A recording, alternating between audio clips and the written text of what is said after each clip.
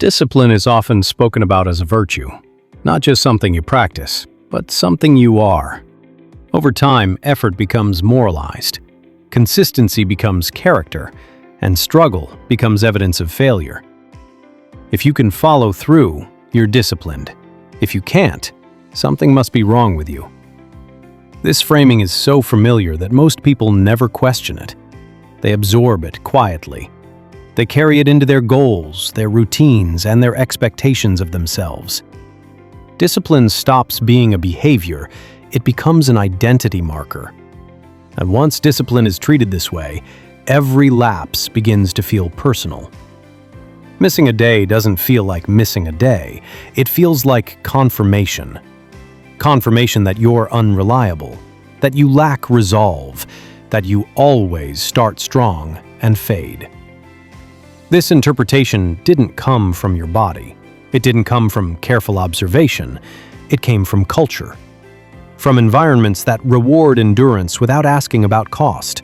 From narratives that praise persistence without acknowledging capacity. From systems that frame effort as proof of worth. In these environments, discipline isn't just encouraged, it's elevated. Rest is tolerated only after productivity. Slowing down is justified only if it leads to better output. Listening to resistance is framed as weakness. Under this lens, discipline no longer supports the body, it evaluates it. You stop asking, "What do I need right now?" You start asking, "What does it say about me if I stop?" That question quietly reshapes everything. It changes how you interpret fatigue. It changes how you relate to rest. It changes whether you trust your own signals. Resistance stops being information. It becomes disobedience. Tiredness becomes a flaw. Loss of focus becomes laziness. Emotional strain becomes something to override. And slowly, the body stops being a partner in change. It becomes something to manage, correct, or push past. Many people begin forcing themselves at this point, not because forcing feels aligned, but because stopping feels like failure. They push through exhaustion. They ignore subtle warnings. They continue even as results diminish. And when discipline inevitably becomes harder to sustain, they rarely question the framework. They question themselves. They assume they need more motivation, more pressure, more rules. But discipline was never meant to carry judgment. It was never meant to define worth, and it was never meant to override capacity indefinitely. When discipline is used as a measure of character, it loses its ability to adapt. It cannot respond to stress. It cannot soften during strain. It cannot recalibrate when conditions change. It can only demand consistency, even when consistency is no longer possible. This creates a quiet internal tension that many people live with daily. Trying to be disciplined while feeling depleted. Trying to stay consistent while carrying an undercurrent of self-criticism. Trying again and again. Not because the approach feels supportive, but because it feels like the only acceptable option. This tension is not a personal failing. It is a mismatch between how discipline is framed and how human systems actually function. Most people don't struggle at the beginning. In fact, the early phase of change often feels surprisingly easy. There is energy, there is clarity, there is a sense of alignment. Decisions feel lighter. Follow-through feels natural. Effort feels clean rather than heavy. This early momentum is real, and it's one of the most confusing parts of change, because when things eventually become harder, people assume something has gone wrong. They assume they've lost motivation. They assume discipline is slipping. They assume they've become inconsistent. But what's actually happening is more structural than personal. In the beginning, novelty carries you. New routines require less negotiation. New intentions feel meaningful simply because they are new. Attention is naturally present. The system hasn't been taxed yet. Early change is often powered by surplus. Surplus energy, surplus attention, surplus emotional bandwidth. When that surplus exists, discipline feels effortless. You don't need to convince yourself. You don't need to override resistance. You don't need elaborate strategies. Momentum does the work. But momentum is not infinite. As routines repeat, novelty fades. As life continues, demands accumulate. As stressors stack, capacity shifts. This is where many people misinterpret what's happening. They think discipline is failing. But discipline hasn't changed. Capacity has. Early momentum doesn't reflect how sustainable a behavior is. It reflects how resourced the system is at that moment. When resources are high, discipline feels simple. When resources are strained, the same actions feel heavier. The mistake most people make is assuming the early phase represents the baseline. They expect effort to always feel the way it did at the start. So when effort changes, they treat it as a problem to solve. They add pressure, they add rules, they add self-criticism. They try to recreate early momentum instead of understanding why it existed. But early momentum was never proof of strength. It was proof of available capacity. And capacity is dynamic. It shifts with stress. It shifts with sleep. It shifts with emotional load. It shifts with competing priorities. Nothing has gone wrong when effort begins to feel different. What's happening is exposure.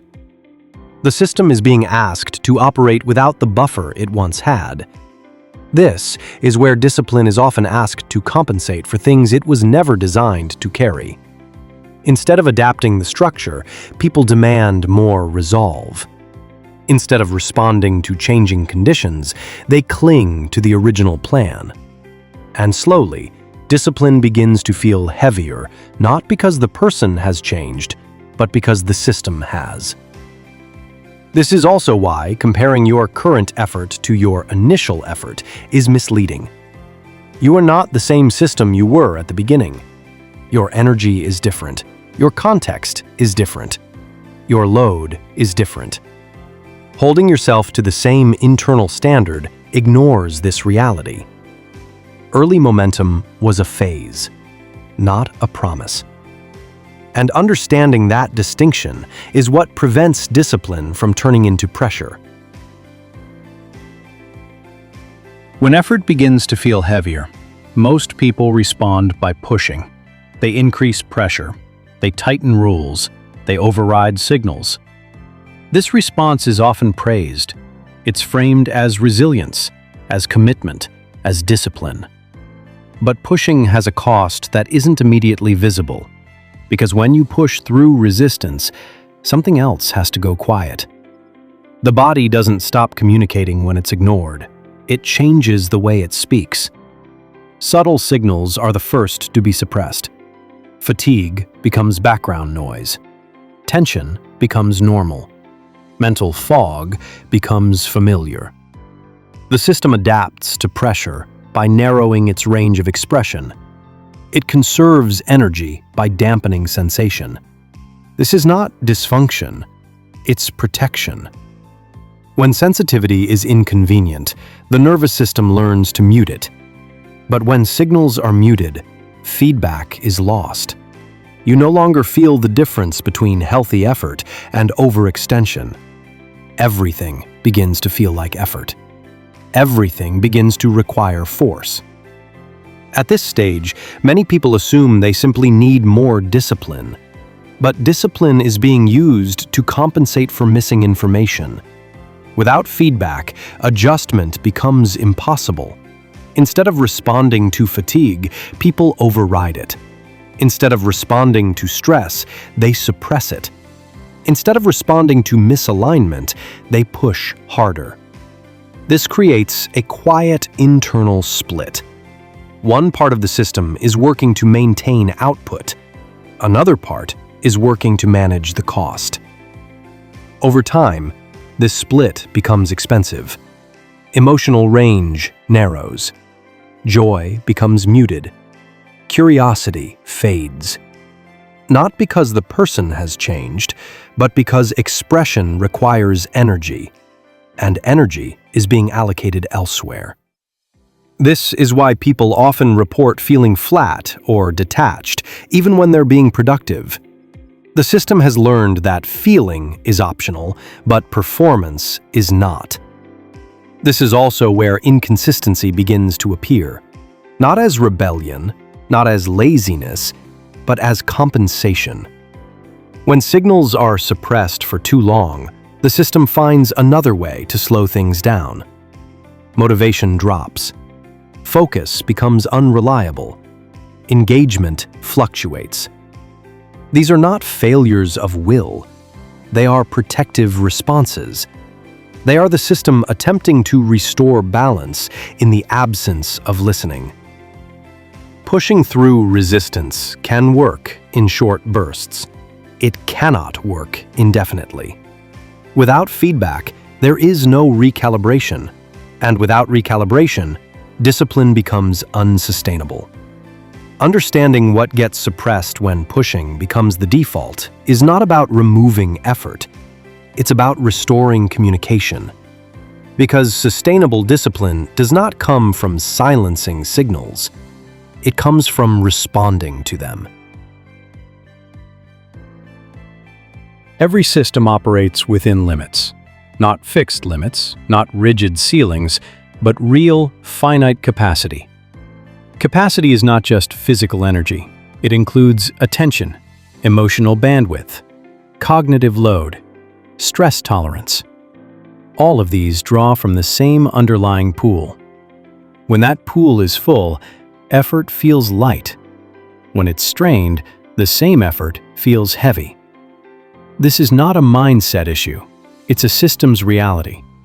Most people are taught to treat capacity as something that should be overridden.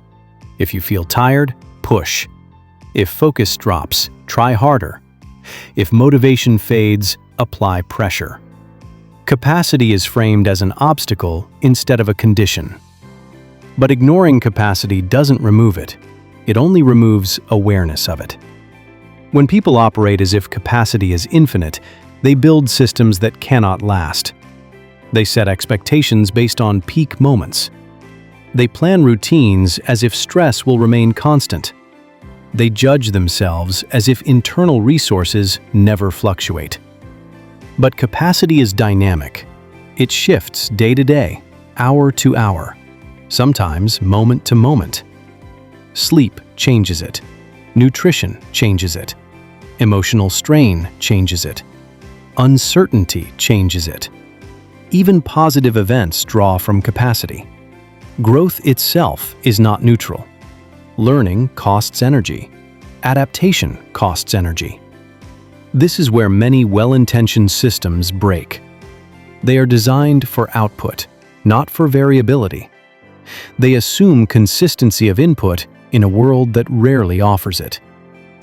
When capacity drops, those systems don't adapt.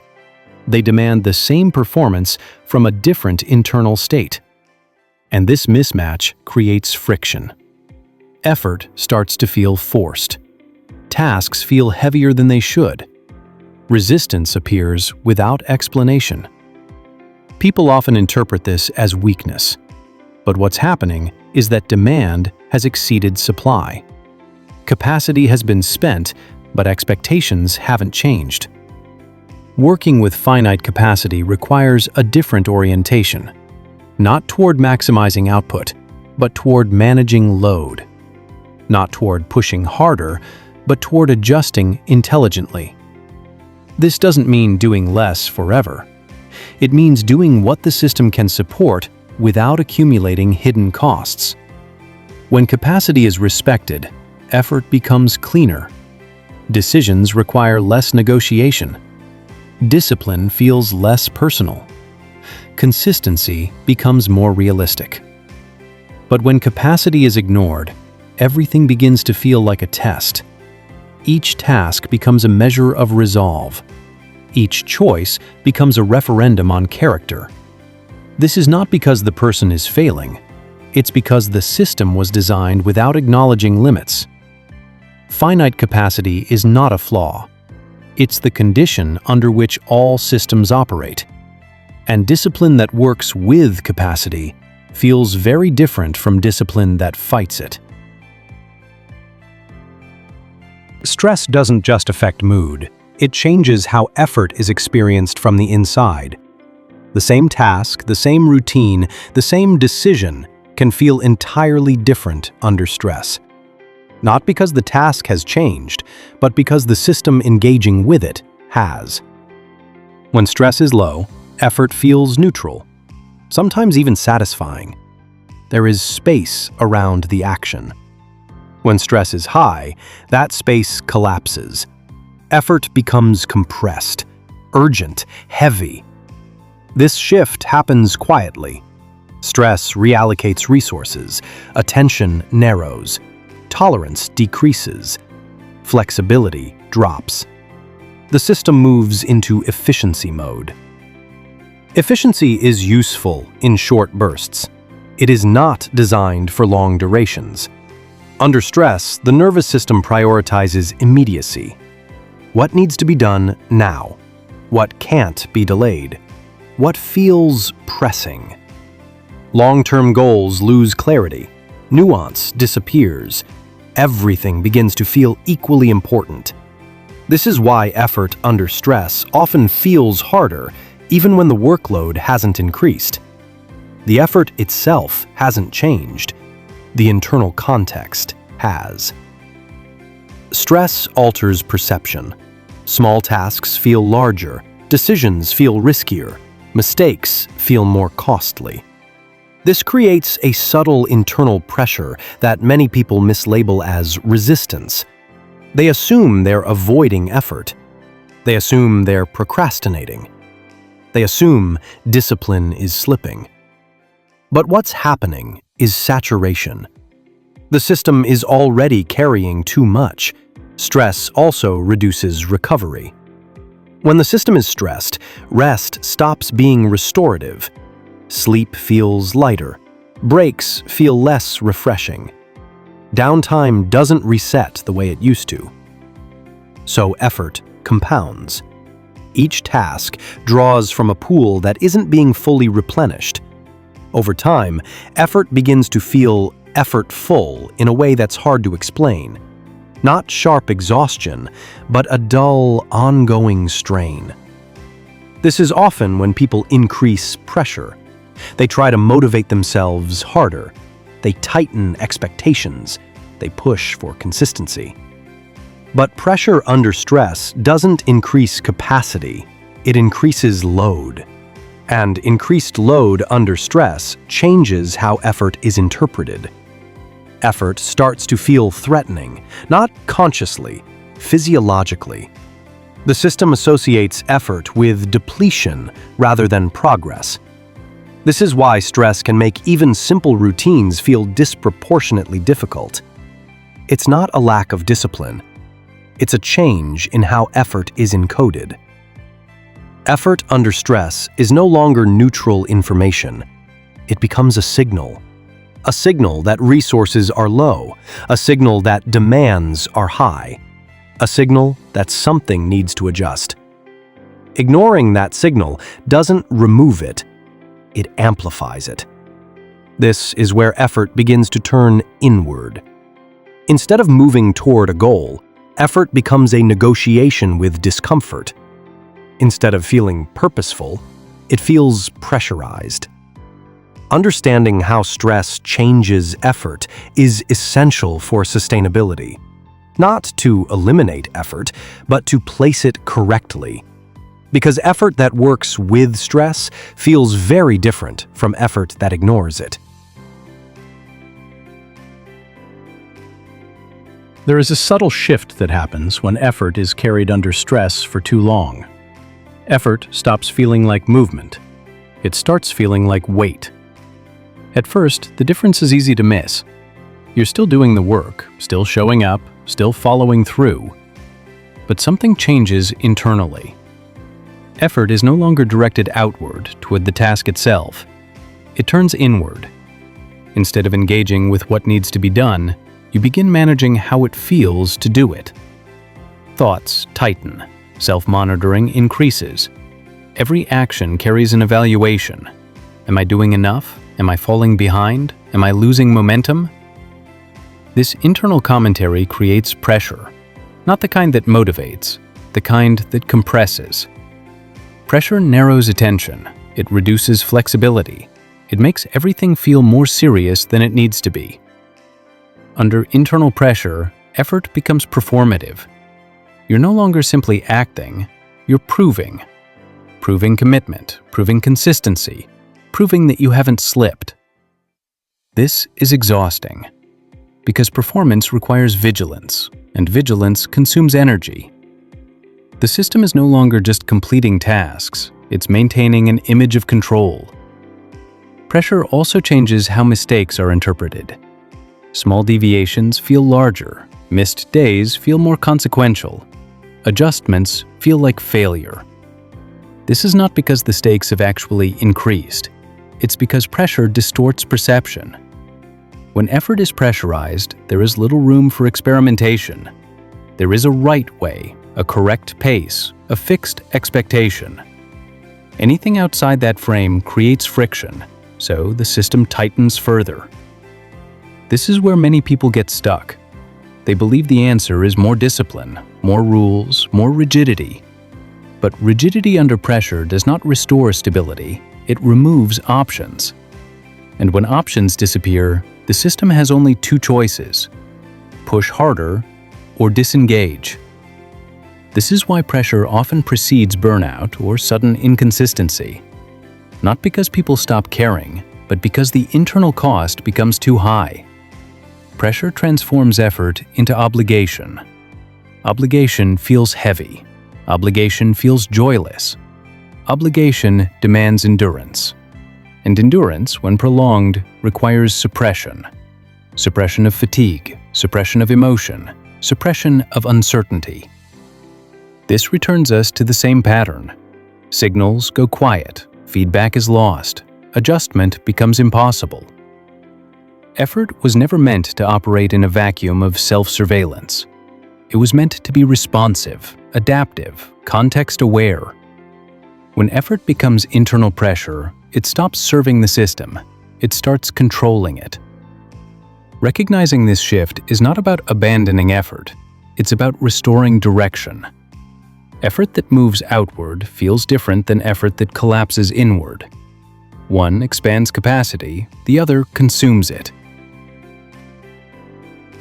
Shame is rarely loud in disciplined people. It doesn't announce itself.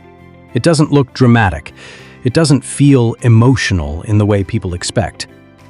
Most often, it feels practical. Shame shows up as self-correction, as tightening standards, as a quiet insistence on doing better next time. It often disguises itself as responsibility. When something slips, shame doesn't say you're bad. It says you should have known better. It says you need to be stricter, more consistent, more controlled. This is why shame can coexist with high achievement. It fuels effort. It sharpens focus. It keeps people moving. But it does so by narrowing tolerance. Under shame, mistakes are not information. They are evidence. Evidence that something about you needs correction. So instead of adjusting systems, people adjust themselves. They apply pressure internally. They increase vigilance. They reduce margin for error. Shame becomes a regulatory force, not through punishment, but through restraint. It teaches the system to avoid missteps by staying tense. This tension is subtle. It doesn't feel like self-loathing. It feels like seriousness, a sense that things matter too much to relax. Over time, this seriousness becomes exhausting. Because control requires constant monitoring. The system must stay alert, guarded, prepared to intervene. This is why shame often produces short-term compliance, but long-term instability. It can enforce behavior temporarily. It cannot sustain it. Shame does not expand capacity. It compresses it. It reduces flexibility. It limits experimentation. It discourages adaptation. Anything that deviates from the standard feels risky, so the system stays rigid. But rigidity under changing conditions creates strain. Eventually, the system looks for relief. Not consciously, not intentionally. Relief appears as disengagement, as inconsistency, as avoidance. This is often misunderstood. People assume shame would make someone try harder, and for a while it does. But over time, shame erodes trust. Not trust in the goal, trust in the self. The system learns that mistakes are unsafe, so it avoids situations where mistakes might occur. This avoidance is not laziness, it is protection. Shame also interferes with recovery. Rest feels undeserved. Ease feels suspicious. Relief feels temporary. So the system never fully downshifts. And without downshifting, capacity cannot rebuild. This is why shame-based discipline feels intense but fragile. It works until it doesn't. Understanding shame's role is not about removing accountability. It's about recognizing what accountability is built on. Discipline supported by shame relies on tension. Discipline supported by safety relies on trust. These two forms feel similar at first. They look similar from the outside, but over time, they produce very different outcomes. Calm is often misunderstood. It's mistaken for ease, for lack of urgency, for the absence of drive. In many environments, calm is treated as optional, something you return to after the work is done. But calm is not a reward, it's a condition. When the system is calm, effort is processed differently. Attention widens, perception sharpens, decision-making becomes more flexible. Under calm, the system can evaluate options without compressing toward urgency. This is essential for discipline, because discipline is not a single act, it's a sequence of choices, and choices require space. When the system is tense, choices narrow. Everything feels immediate. Everything feels consequential.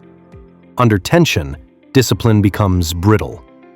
It depends on constant pressure to maintain direction. Calm restores margin. It allows effort to be distributed rather than concentrated. This is why calm doesn't reduce discipline, it stabilizes it. Calm also changes how mistakes are interpreted. When the system is calm, missteps are information.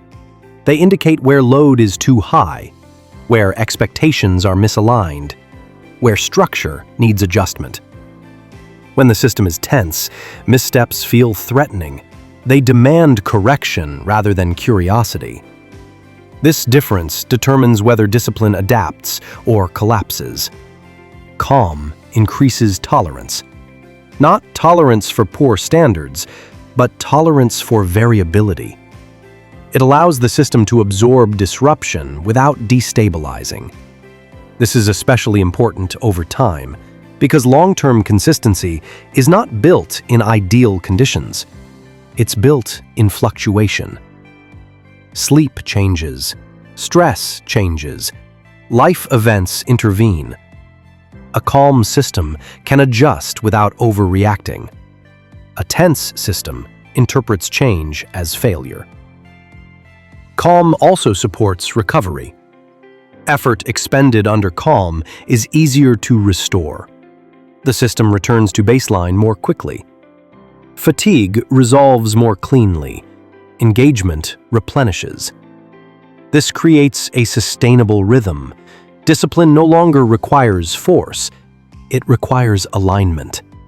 Alignment between capacity and demand, between intention and structure, between effort and recovery. This is why calm is often present in people who are quietly consistent, not because they care less, but because their systems are not overloaded. Calm does not remove ambition. It gives ambition room to operate. Without calm, discipline depends on tension. With calm, discipline depends on trust. Trust in signals, trust in adjustment. Trust that consistency does not require strain. Inconsistency is often treated as a character flaw. It's framed as a lack of commitment, a failure of discipline, a sign that someone doesn't really want the outcome. But in many cases, inconsistency has nothing to do with intention. It's a signal of depletion. When energy is available, behavior appears stable. Follow-through feels natural. Habits seem easy to maintain. When energy drops, the same behaviors become harder to access, not because desire has changed, but because resources have. Energy depletion doesn't announce itself clearly. It rarely shows up as total exhaustion. More often, it appears as friction. Small tasks feel heavier. Decisions require more effort. Initiation becomes unreliable. From the outside, this looks like inconsistency. From the inside, it feels like resistance. But resistance is not refusal.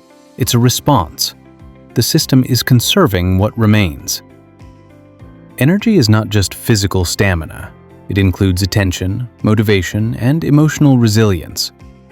When these are drawn down over time, the system begins to prioritize automatically. It focuses on what feels necessary. It avoids what feels optional. Long-term goals are often the first to be deprioritized, not because they don't matter, but because they don't feel immediately stabilizing. This is where inconsistency is misinterpreted. People assume they need more willpower, more reminders, more accountability. But willpower does not generate energy, it spends it. And accountability without adjustment often increases load. Energy depletion also distorts self-perception. People begin to question their reliability. They assume something is wrong with them. They compare their current effort to earlier periods of high engagement. They forget that those periods were supported by different conditions. Energy changes with stress, with sleep, with emotional demands, with cumulative effort. Ignoring these shifts creates unrealistic expectations. When expectations exceed capacity, behavior becomes erratic. Not because the system is broken, but because it's overdrawn. This is why inconsistency often appears suddenly, not as a gradual decline, but as missed days, abandoned routines, abrupt disengagement. The system has reached a threshold, and rather than collapsing slowly, it disengages to protect itself. Understanding inconsistency as depletion changes how it's addressed. Instead of tightening control, you look at load. Instead of increasing pressure, you examine recovery. Instead of questioning commitment, you assess sustainability. This reframing removes shame. It replaces judgment with information. Because inconsistency is not the opposite of discipline, it's often a signal that discipline has been operating without sufficient support. Repetition is often framed as the foundation of consistency. Do it again. Do it daily. Do it whether you feel like it or not. And for a while, this works. Repetition creates familiarity. Familiarity reduces friction. Actions become automatic. But repetition has a second phase that is discussed far less often. Over time, repetition changes how effort is felt. Not suddenly, not dramatically, gradually. At first, repetition simplifies behavior. Later, it can begin to tax it. This shift doesn't mean repetition is wrong. It means repetition interacts with capacity. When repetition is supported by recovery, it stabilizes behavior.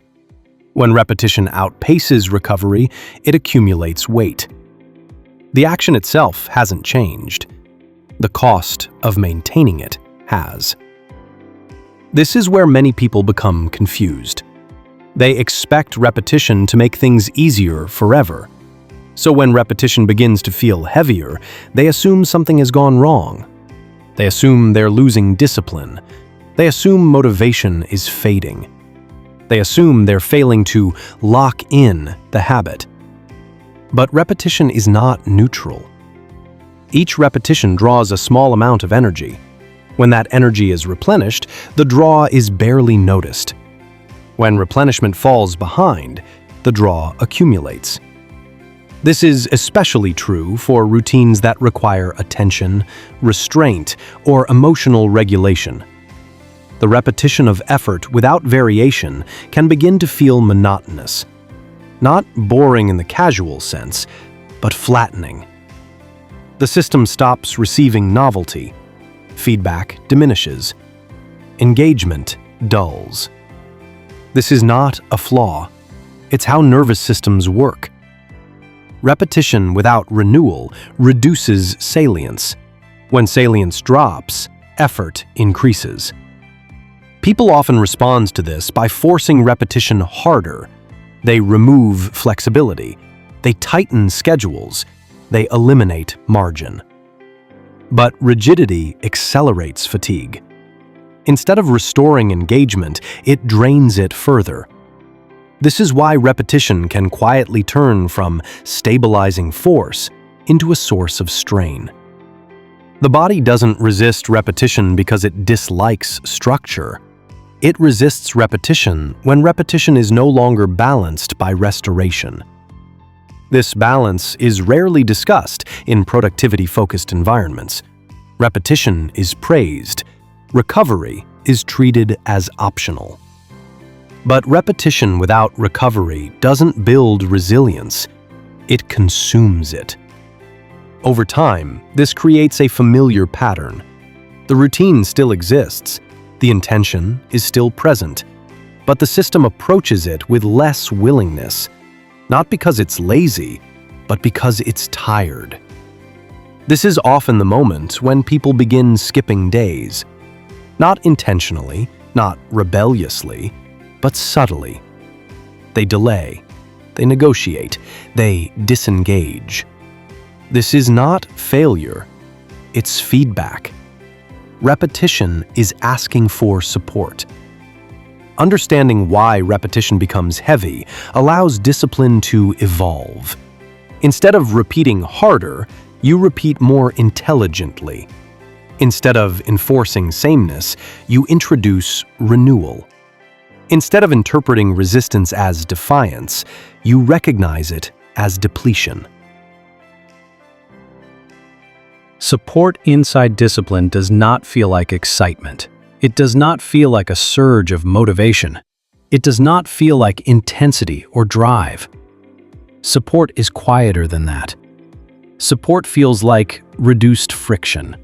It feels like fewer internal negotiations before action, less mental weight before starting, less bracing. The system doesn't need to be convinced.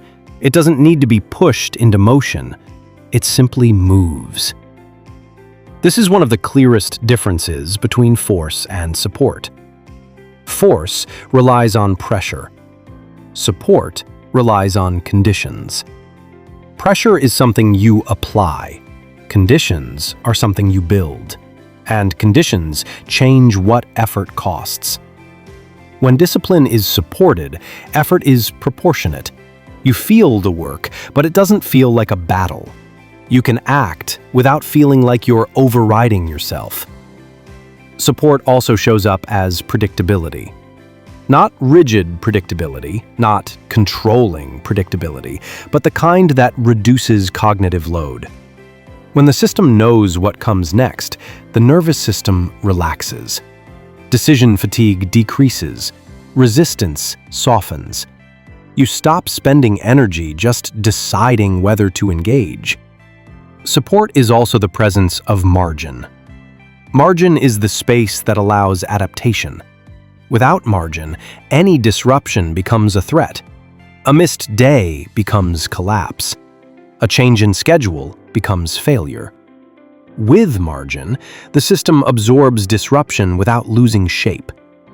This is why supported discipline feels stable, not because it's perfect, but because it is not fragile. Support also feels like permission to recover. In many people, discipline and rest are opposites. Rest is treated as something that interrupts progress, something that must be earned, something that risks losing momentum. But in supported discipline, rest is integrated. Recovery is not a reward, it is part of the system. That integration prevents depletion, and preventing depletion is what protects consistency. Support also changes self-talk, not into positivity, not into affirmations, but into neutrality. Instead of moral language, there is information. Instead of self-judgment, there is adjustment. Instead of "I failed," there is "something changed."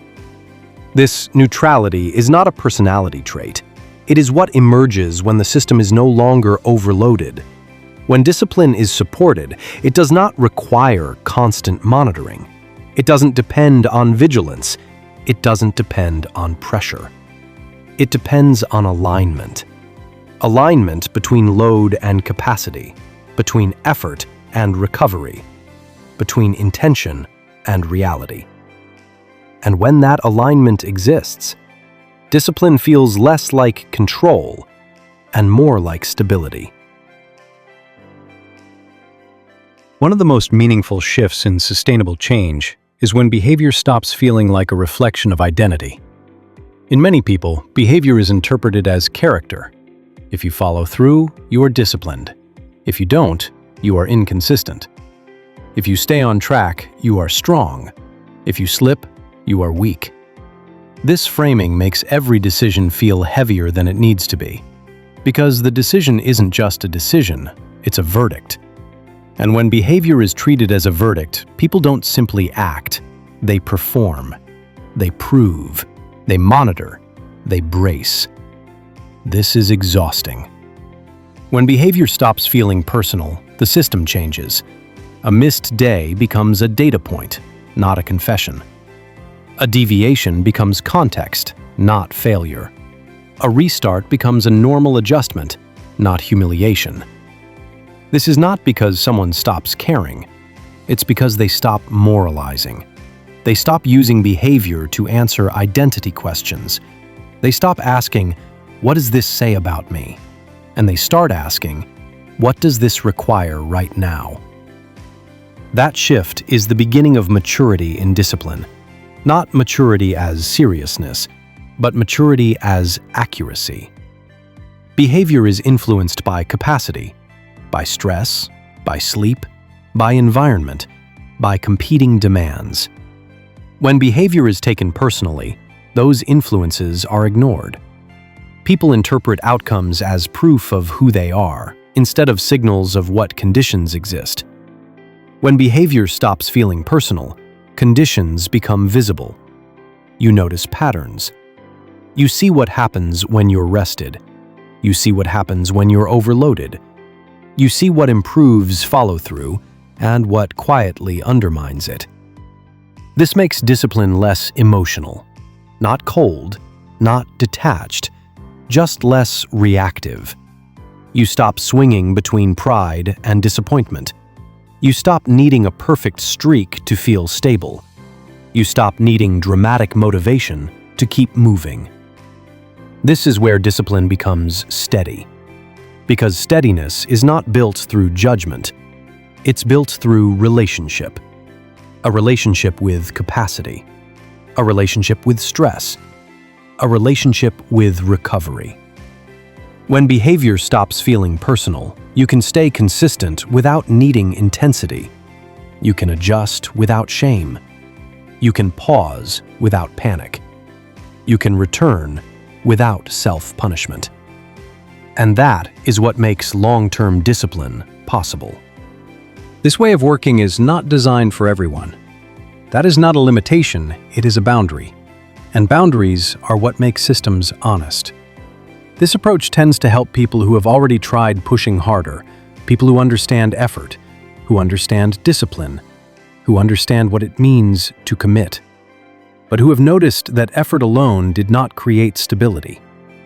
It often resonates with people who are tired of restarting, not because they lack capability, but because they've lived inside cycles of intensity, periods of focus, periods of control, periods of progress, followed by collapse, disengagement, self-criticism. This approach tends to help people who are no longer interested in extremes, people who don't want a challenge, don't want a reset every few weeks, don't want to feel like they're constantly beginning again. It supports people who value longevity over acceleration, people who are thinking in seasons, not sprints. It also tends to resonate with people whose lives already carry responsibility. Parents, caregivers, professionals, people with complex schedules, people who cannot afford systems that only work under ideal conditions. This approach does not assume unlimited energy. It assumes fluctuation. It works best for people who are willing to observe patterns instead of judging outcomes. People who are curious about why behavior shifts, rather than committed to punishing it. It tends to help those who feel a quiet resistance to performative motivation. People who have listened to motivational material, understood it, even benefited from it at times, but noticed that inspiration faded faster than structure. This approach does not rely on inspiration. It does not rely on belief alone. It does not rely on personality traits. It relies on alignment. That also means there are people this approach may not serve well. Those who want intensity as fuel. Those who want urgency to drive action. Those who prefer strict rules and immediate feedback. Those who are looking for rapid transformation rather than sustainable rhythm. This way of working is not optimized for speed. It is optimized for continuity. It is also not built for people who need external enforcement to stay engaged. There are systems that do that well. This one does not. This approach assumes a desire for self-regulation, not external control. It assumes a willingness to listen to signals rather than override them. And it assumes patience. Not passive patience, active patience. The kind that allows small adjustments to accumulate over time. For the people it fits, this approach often feels relieving, not because it removes effort, but because it removes unnecessary friction. People often describe feeling steadier, less dramatic, less reactive, more able to stay with things without needing constant reinforcement. They don't feel constantly on. They don't feel constantly behind. They feel inside something that can hold them through variation. If this resonates, it does not mean it is the only way. It simply means this way may be compatible with how you live now. And compatibility is what allows systems to last. Most people do not struggle because they lack discipline. They struggle because discipline has been asked to do too much. It has been asked to compensate for exhaustion, to override stress, to carry systems that were never designed to last. Over time, discipline becomes tight, held rigid, closely monitored, constantly evaluated. And anything held that tightly eventually begins to push back. Letting discipline breathe does not mean letting go.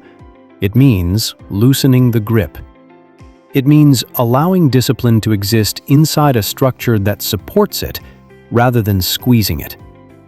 When discipline can breathe, it no longer needs to prove itself. It doesn't need streaks to feel real. It doesn't need intensity to feel valid. It doesn't need pressure to stay present. It becomes quieter. And in that quiet, something important happens. The body stops bracing. The nervous system stops negotiating. Behavior stops carrying emotional weight. Discipline becomes something you return to, not something you maintain through vigilance. This shift does not arrive all at once. It emerges gradually, often unnoticed. You realize one day that you didn't argue with yourself as much, that a missed moment didn't spiral, that returning felt natural rather than dramatic, that effort still existed, but it was no longer heavy. This is what happens when discipline is no longer forced to compensate for unsustainable conditions. It no longer needs to be heroic. It can be ordinary. And ordinary is what lasts. Letting discipline breathe also changes how you relate to time. You stop measuring progress by emotional highs or visible outcomes. You start noticing continuity. Days connect more easily. Weeks feel less fragmented. Your sense of self stabilizes. You don't feel like you're constantly restarting because nothing feels like it collapsed. This is not because everything goes perfectly. It's because the system can tolerate imperfection. That tolerance is what creates durability. Durability does not come from strength alone. It comes from flexibility, from margin, from recovery, from alignment. When discipline breathes, it becomes adaptive. It adjusts without shame. It resumes without punishment. It persists without urgency. This is the kind of discipline that does not burn people out, not because it asks for less, but because it asks at the right scale. It respects capacity. It honors rhythm. It allows life to exist alongside intention. And over time, this changes how change itself feels. Less like a project, less like a test, more like a way of moving through life that does not require constant correction. If there is anything to take from this, it is not a rule or a method or a conclusion. It is a permission. Permission to stop forcing change to arrive loudly. Permission to let it arrive quietly. Permission to allow discipline to breathe. And when discipline can breathe, it no longer needs to be held together. It holds on its own.